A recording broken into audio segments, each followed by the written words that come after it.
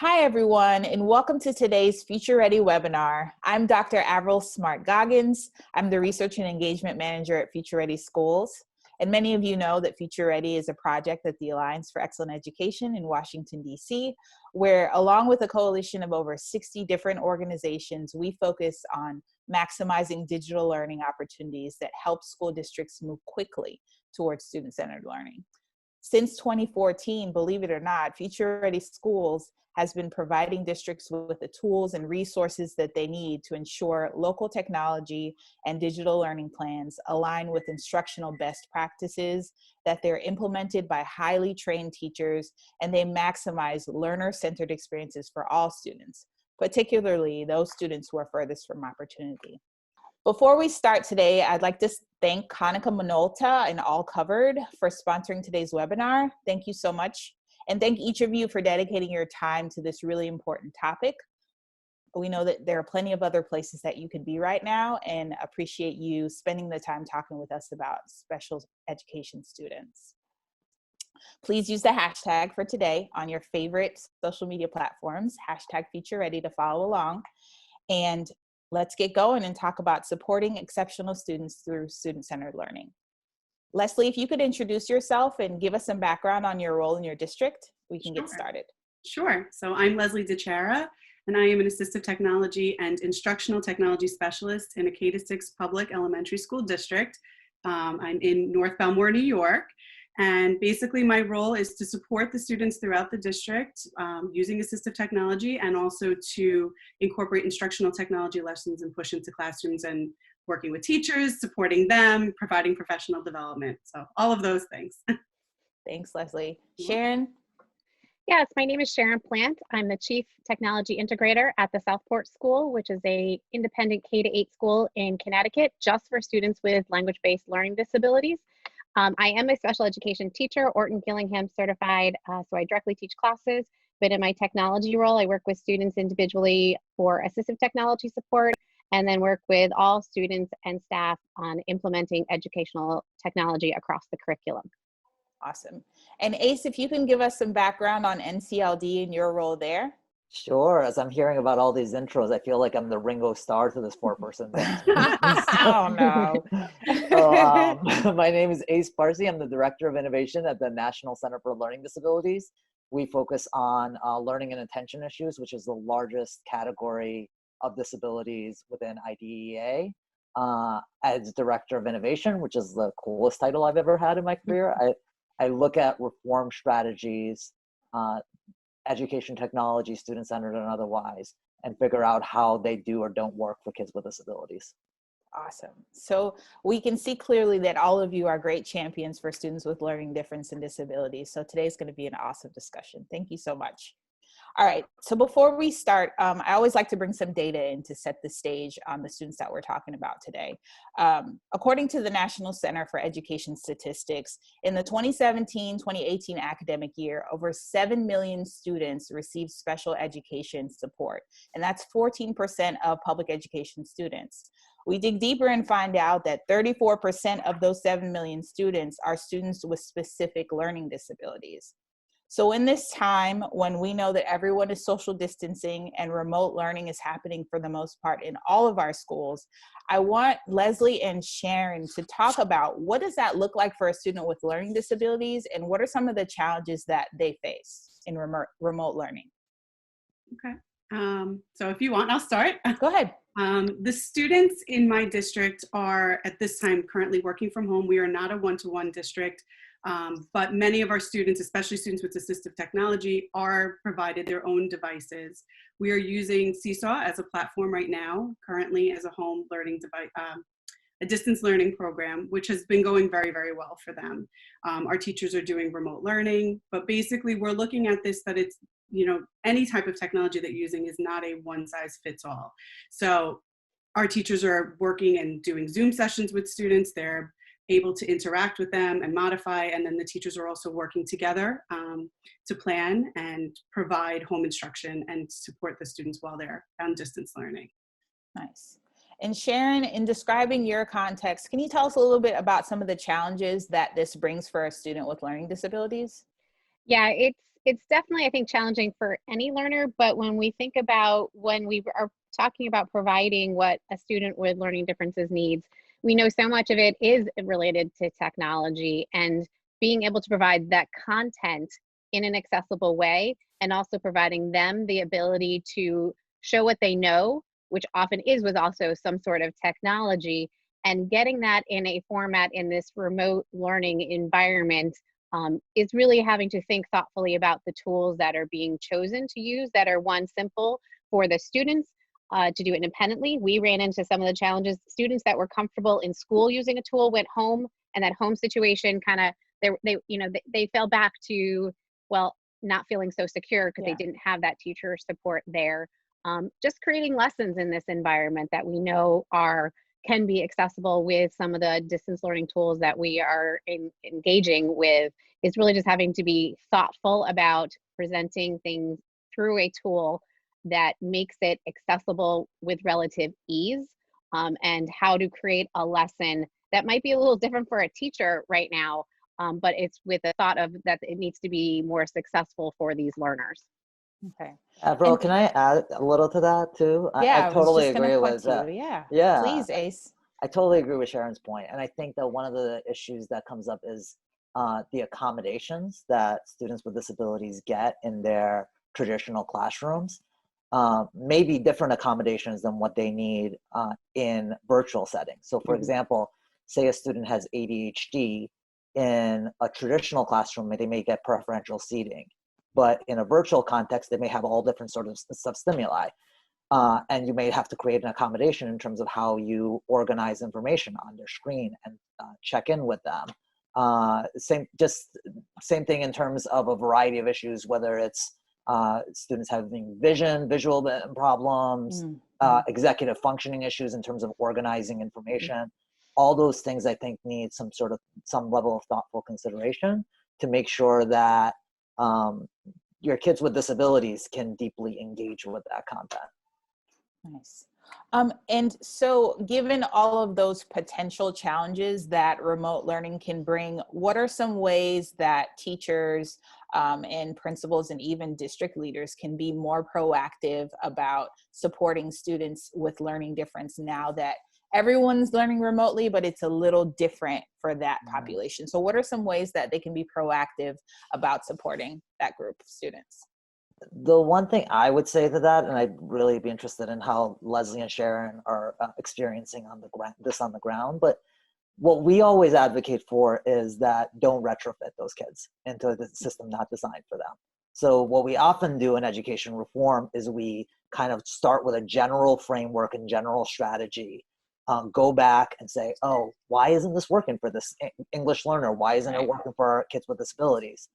The reason is because it was never intended for them.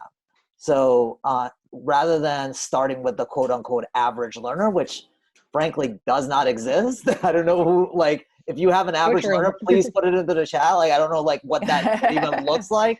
But rather than starting with that, I think what we need to really do right now is start with the margins, start with the most kids that would have the most challenges, figure out how to make that system work for them. And in the process of doing that, you're going to make content much more engaging and accessible for all your other learners as well. I love that, starting at the margins and working from there. Leslie and Sharon, tell me a little bit about what you're doing to help other instructors be proactive to support students with learning difference. Case, I just want to also, to your point of, always reaching to the margins, if we did that every day, I think every learner would benefit. So it's great. It's a conversation maybe that will come out of all of this in the long run. I think one of the things that has made our program currently where we feel we are doing for our students is being thoughtful about the tool choices that we're using, to trying to find one or two tools that we know will provide that accessibility, that there is ability for, we really focus on text to speech and speech to text from the get-go, and trying to find one or two tools where we know teachers can create lessons with that tool.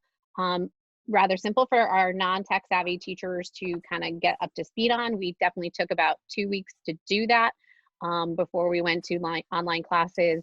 So we want to make teachers comfortable, which I think is a key thing before you throw a technology tool out there for them to use. Make sure there's the training there, and trial and error, and something that the students can figure out pretty quickly. Luckily, we have been focusing. Google Classroom was something we were already mostly using, and we made sure everyone was on board before we knew we might end up remote learning. And we focus on tools like ClassKick and Nearpod, which provide opportunity to have kids use the different tools in there and the teachers to create lessons in there that are multisensory.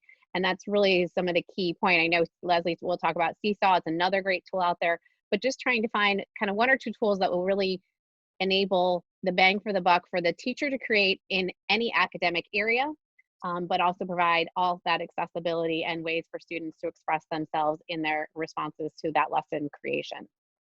Awesome. Absolutely. If I can add to that as well. Yeah. I think that Sharon hit on a couple of things, but it's that teacher support and making sure that the faculty, and the people who are implementing this technology, because we're somewhat behind the scenes.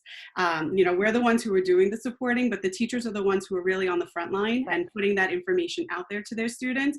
They need to feel comfortable and to realize a lot of the teachers, as I'm working with them, are going, oh, I didn't realize that was something where, maybe they, I've worked with the teachers for assistive technology students, but now this is universally designed for everybody. Right. So even something as simple as in the platform that we're using, there's an option for them to audio record directions. And I've suggested, and we've made the recommendations in our training, so the teachers do this for all activities, not just for the students that need it, but for the students, it's going to reach everybody, and it provides an opportunity for every student, because we don't know what's going on at home.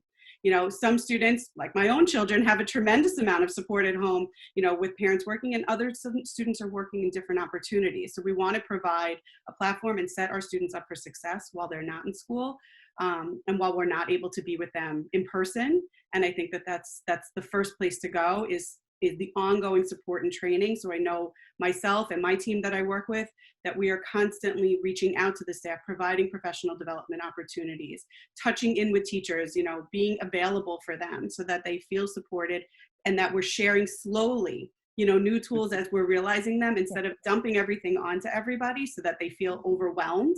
Instead, doing this in a slow rollout and saying, these are the pieces that are the most important first, and then let's share this next component with it. And I found that has seemed to have the most positive response, because people are feeling supported and they're understood that it's being taken slowly, that we're working and we're meeting the students where they are, but we're also meeting the teachers where they are too. And I think that that's a really critical component to seeing success and to kind of close the gap in terms of where these challenges with remote learning pose themselves.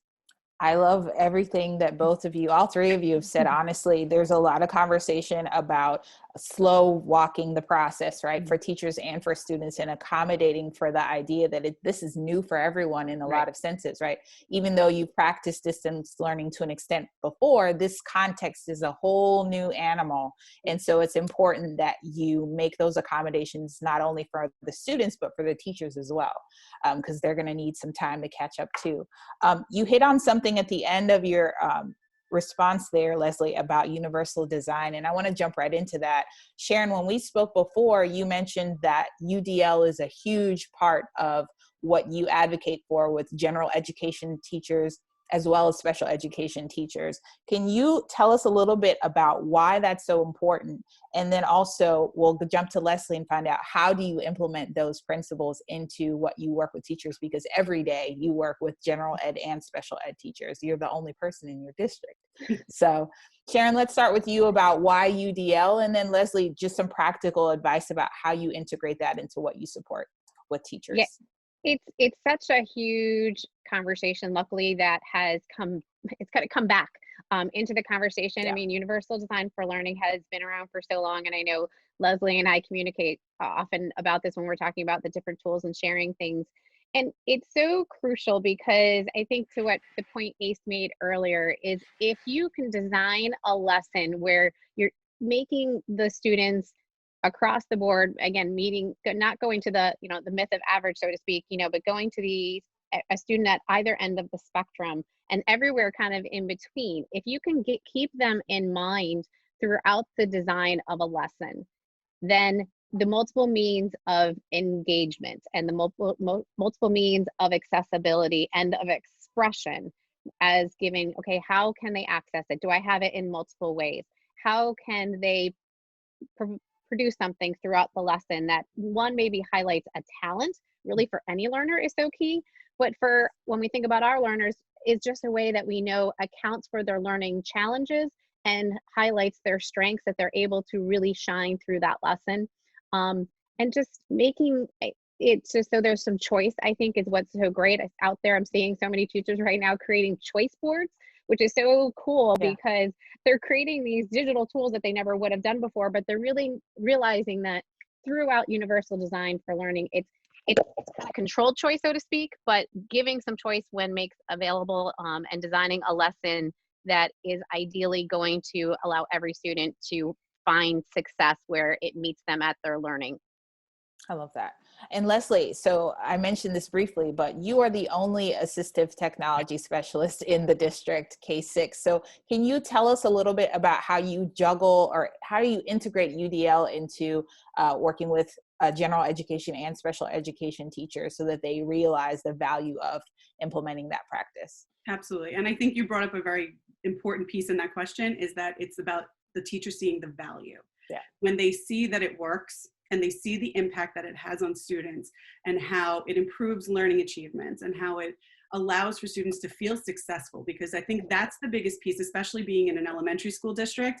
You know, it's all about, you know, supporting our students, not just academically, but emotionally. And a lot of times, you know, I'll begin to work with a student, and after incorporating some of the technologies that are now available, you know, what I hear from the teachers and I hear from the parents and even the students themselves is how they're now able to do things that they weren't able to do before, that those barriers that they were placed in front of them have now been removed. And I think that that's the most critical piece. It's not so much about the tool, but it's about the outcome. And it's about the teachers being able to see, and the students and the parents and everybody, you know, everybody involved, being able to see that there's a positive outcome from this, and it promotes independence, it promotes self-confidence, and it allows our students to have choice in terms of how we're learning.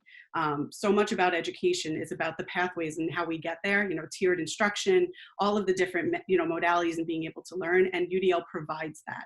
So even if a student doesn't necessarily, quote unquote, need the tools, it doesn't mean that that isn't going to help to enhance their learning. And so by providing it to everybody, it really opens up the pathways for student learning, and it provides options and choice. So I think to answer that question, it has to do with that value and teachers being able to see the value in the tools that are there. I have to say that I work in an incredible district, and you know, it's come to a point now where I'm not necessarily needing to present tools to teachers. They're coming to me. They're asking me for that support. And that to me speaks volumes of the programs that we have and about the service that we provide in the district, is when the teachers are coming and saying, hey, you know, I've got another kid who I feel like, you know, reminds me of so-and-so, or, you know, I know we've used these tools with other kids and I feel like this could really be helpful for them. So it's not even me generating those requests any longer. It's really coming from my staff. And that to me is everything. So it's about that buy-in, about them seeing the value. And again, it goes back to what we talked about earlier, the support. You know, the teachers need to be supported. They need to feel, and so do the students, and so do the parents. So it's about training, it's about ongoing training, and not just dumping the tools in the classrooms and walking away and saying, good luck. You know, it's a matter of making sure that everybody feels like, okay, some teachers you'll give them the tools and they're going to say, I've got this and I can run with it. And other teachers are really going to need those touch-ins and, you know, coming back in, and without judgment, you know, that they don't feel like, I don't want to feel like I'm not, you know, good at my job, or that I'm, you know, inadequate. You know, they want to feel that it's okay and it's a safe place to come and ask for help. Just like we try to facilitate that in our classrooms for our students. Right. It's the same way. I think a key point that Leslie, you made in there too, is if this is done in such an authentic manner where the teacher is supported, they see also the success with a student, that independence that comes with the student and self-confidence makes them a more engaged learner. It also, to Leslie's point, makes a teacher more eager to try to use some of these tools because they see that the student is engaged. They do want to learn. They want to be an active participant in their learning. They just need something that can support them. And I think one of the great things about today's educational technology is that it's so much simpler to do, with tools that can work in, as Leslie pointed out, in any regular classroom or in any classroom, and making it less work for the teacher, which is always a concern, to her point on support. You know, we know some of this can be laborious at times, but seeing the reward from an engaged student, particularly those students who may before have been facing more difficulty or more needed kind of our special education supports, where they can provide that support and feel they are providing that opportunity, is just keeps everybody, I think, actively engaged. Parents are eager to see their children wanting to join, you know, a lesson or an activity, particularly right now where they're seeing it from home. We've definitely seen some parents who are pleasantly surprised with what their kids are able to do independently, you know, despite hearing it from us. But I think for general educators, you know, all the time, to be able to see, if I create a lesson, you know, with just some of these principles in mind, I am making all my students engaged and active, and finding success, which is what any educator wants. Awesome. And so I want to get Ace to jump in on this topic a little bit. So thinking about how UDL, Universal Design for Learning, works with student-centered learning, what are some ways that we can try to elevate those concepts up into the policies and practices that schools and districts and even state education agencies advocate for in their states? Yeah, I mean, I think that from one angle to think about UDL is very context dependent. So we would love to just say that we're going to take education right now and just apply it, but just do it in a virtual setting. But that's not the context of students. I know I have a 4-year-old, and it's just been a strange thing to see how she is processing the current context. We have to just kind of like take a step back and say, like, this is an enormous change that's being foisted on kids and on adults. So like for a lot of our teachers, you know, there's probably kids running around in the back. They have to worry about that as well. For kids, they're having to process a lot. It's, in some cases, the trauma of losing family members and loved ones, like just the context of that. Yeah. And to be open, I think, to that process and saying, like, you know, what are kids going through? The most important thing at this moment for every kid may not be that they learn their Pythagorean theorem. It may be how they're processing what's happening. And we won't know the full context of that for a long, long time. I think that what's special, I think, for kids with disabilities and other traditionally marginalized groups is that they might experience this trauma in a deeper way. Yeah. And so to be open about that. The other aspect of it, I think that's really important to your question from a policy standpoint, is that kids with disabilities have been experiencing the pushback in light of COVID closures in a different way. I think that there's some educators that in a best case scenario just don't know how to do this for all their kids.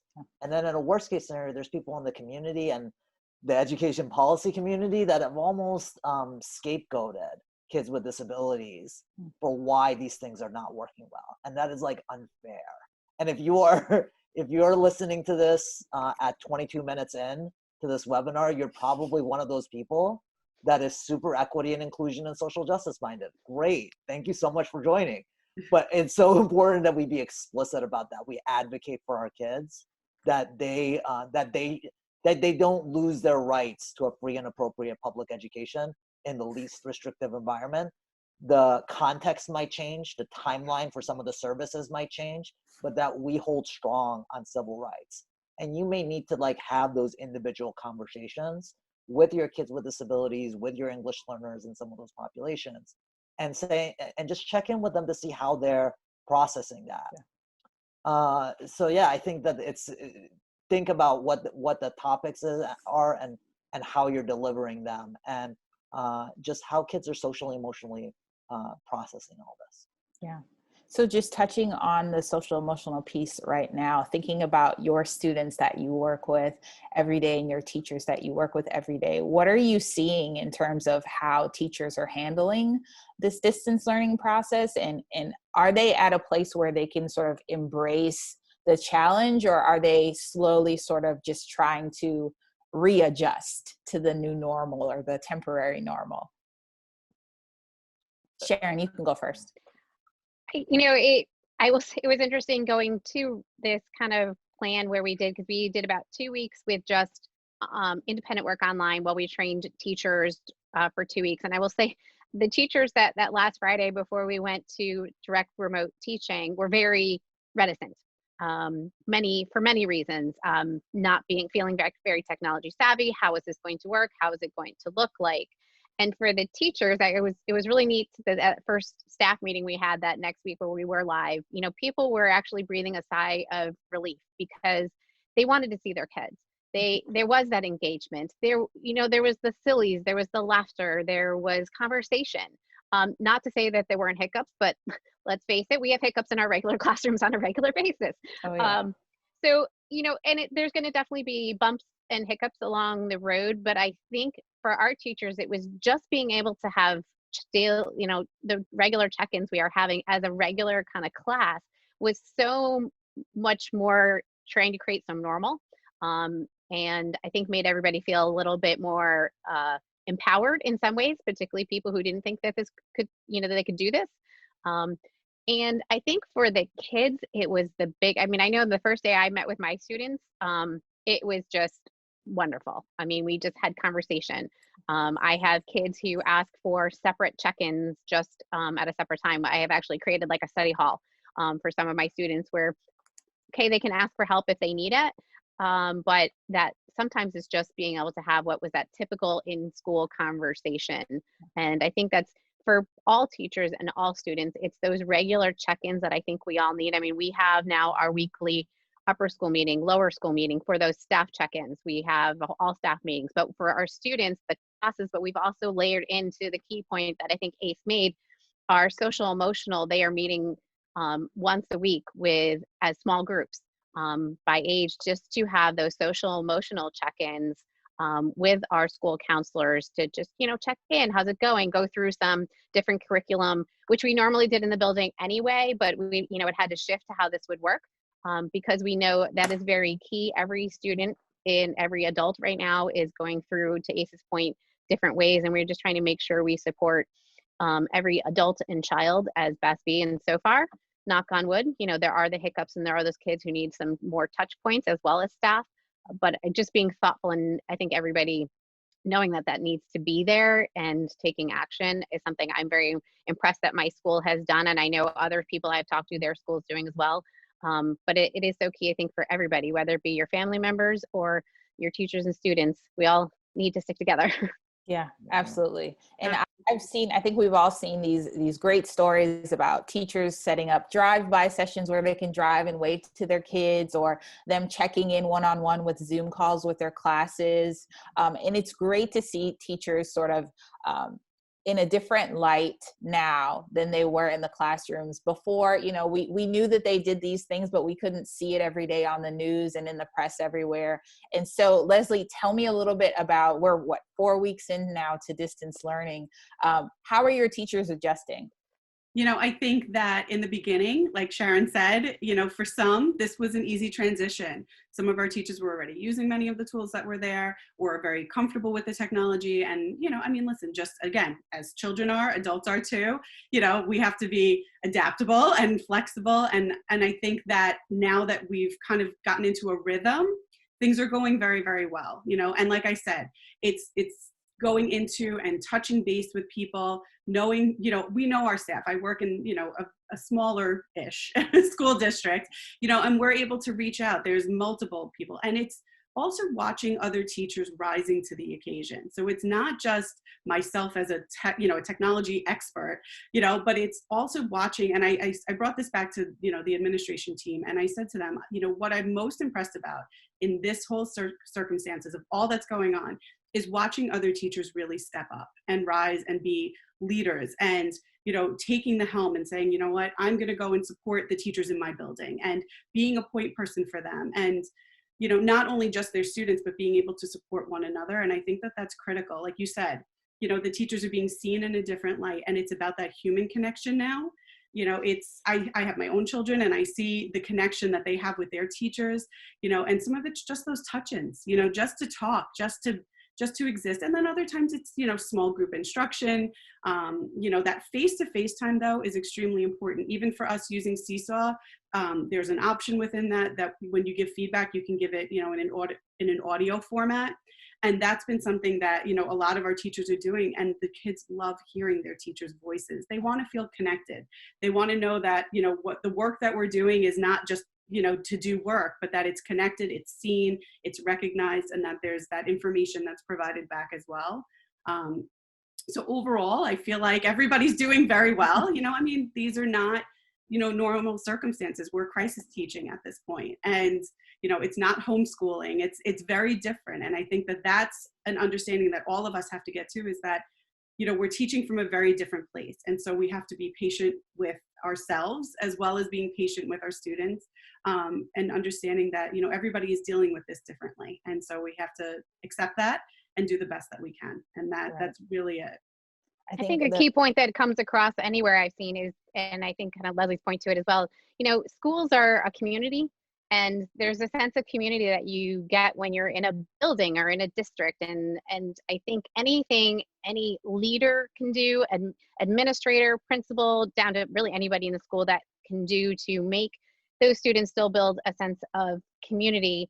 I think for any learner, well, it be, an LD learner, any student who can still feel part of what is going on in their school. I know our crazy principal makes a video, usually now I think he's on TikTok doing it, sends it out every day to the school community, just to engage the kids. And we had a virtual scavenger hunt. We've had various different things that, make any student find that they can be still part of their community. And again, we often think about our learners who learn, are on these outer parts. Sometimes they feel less of a community due to the challenges that they face in there. And here's a great time that they could shine in their community. There are different skill sets or different things that we know they are talented at, that would be a great thing that they can do. I had a student send in a picture of this amazing Lego build that I probably would not have seen before.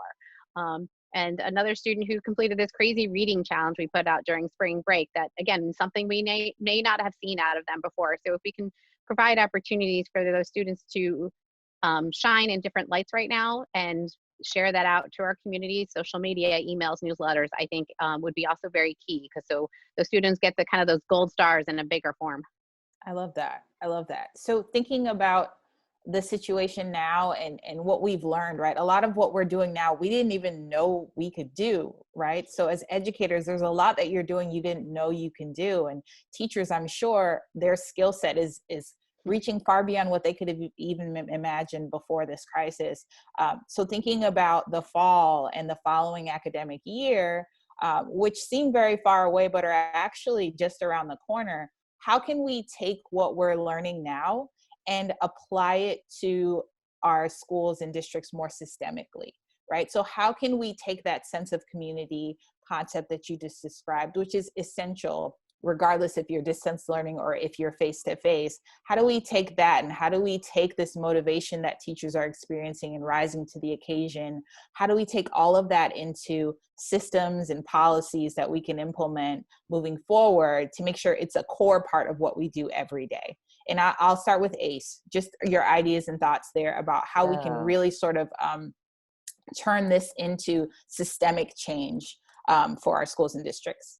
Yeah, I think that the first thing what I'm hearing, also Leslie and Sharon mentioned with their experience, is that education at the fundamental level is a very human experience. It's Absolutely. the most human things that we have going, and this is like millennia of just like how hardwired how we learn.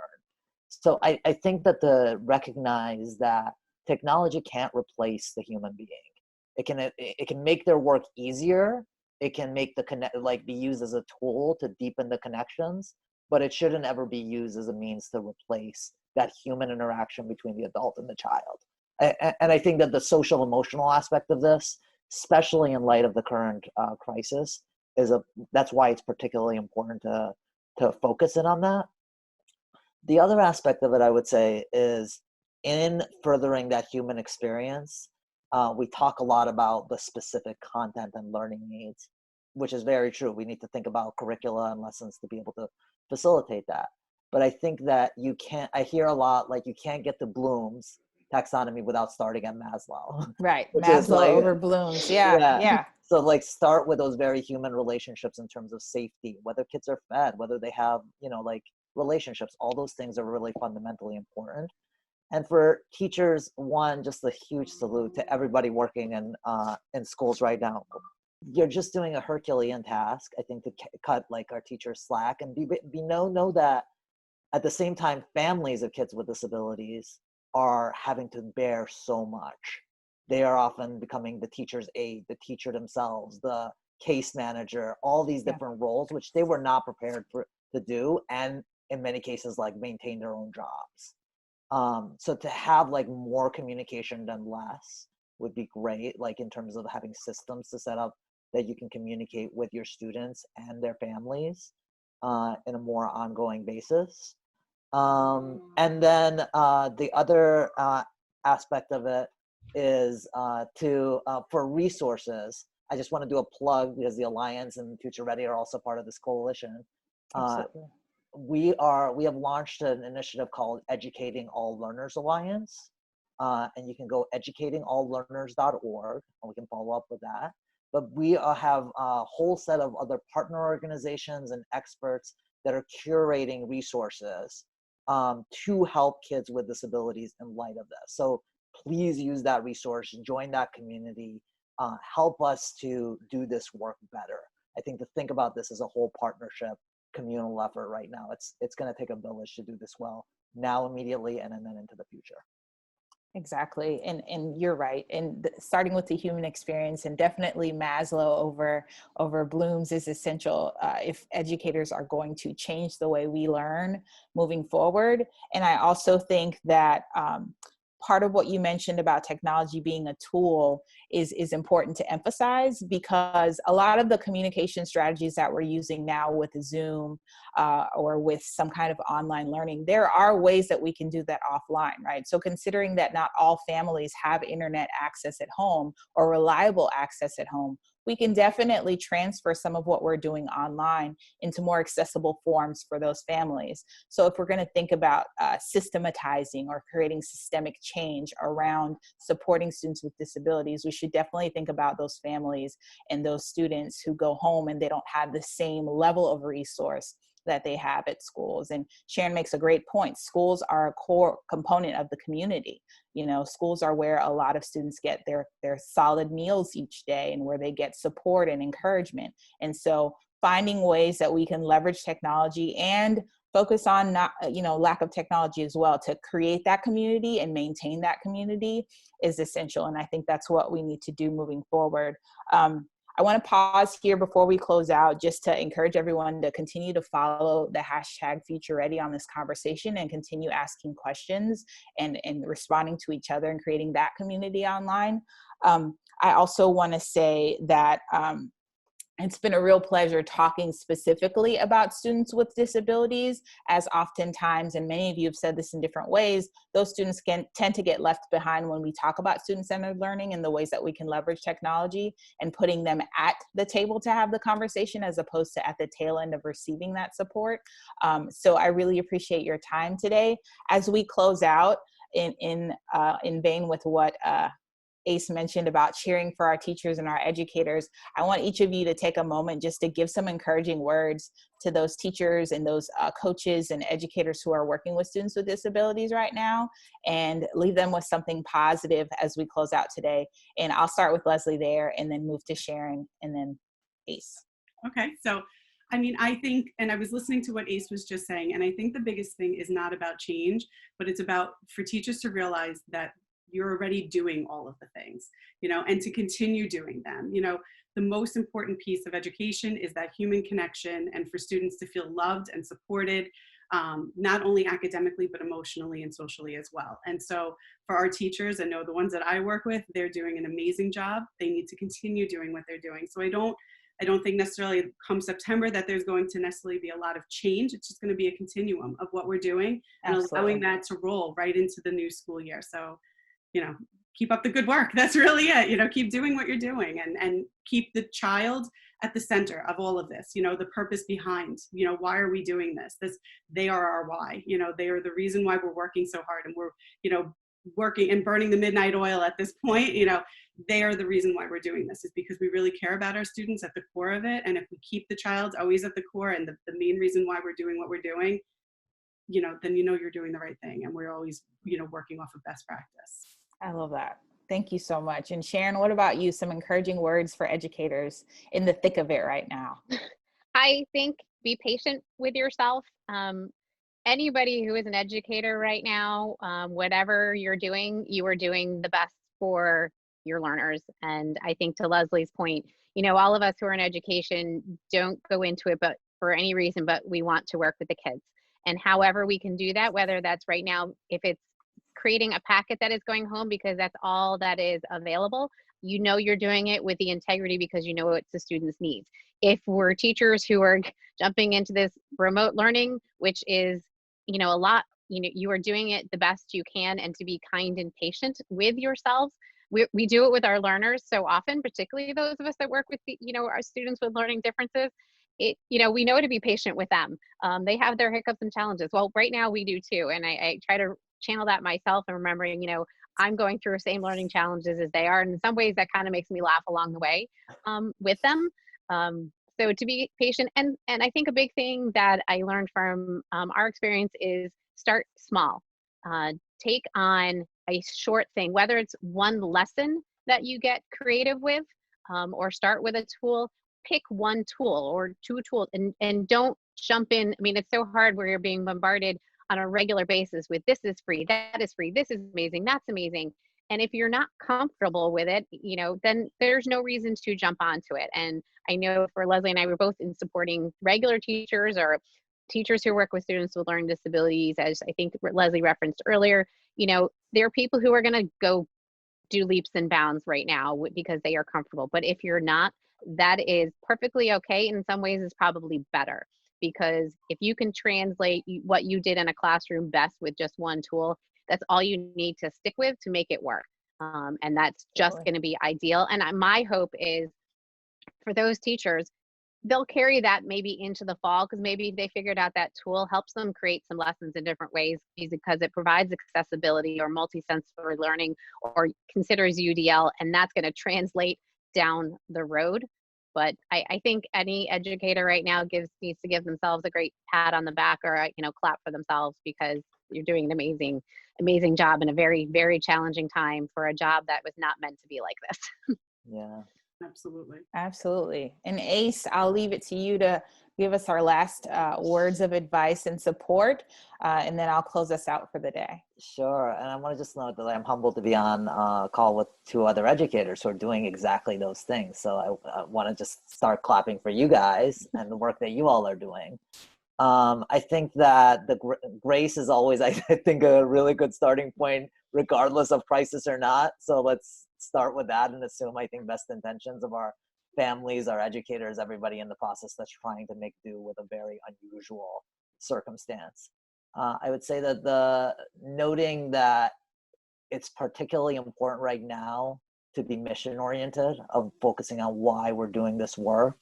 And we're doing this work to specifically promote equity and inclusion, that we think that this is every child, regardless of their background or their needs, has this God-given potential that we need to honor. And in this process, that might look a little different than when you had it in the traditional context, that our kids need that sort of social emotional check-in, that human connection, and finding ways to check in with them. And part of that process, I think, for our most marginalized learners is when you're designing a lesson or a strategy, to start with those learners. Start thinking about, like, how is this lesson going to reach those learners? Because guaranteed, if you do that, you're going to engage the rest of your class more effectively as well. So start with them, show yourself grace, and thank you. I think most of all, thank you for what you're doing. Absolutely. So as we close out today, I obviously want to remind you all to go to futureready.org to catch up on information on this and other webinars that discuss students who are most in need and how to embrace their differences and integrate them into any plans that you have for innovating learning.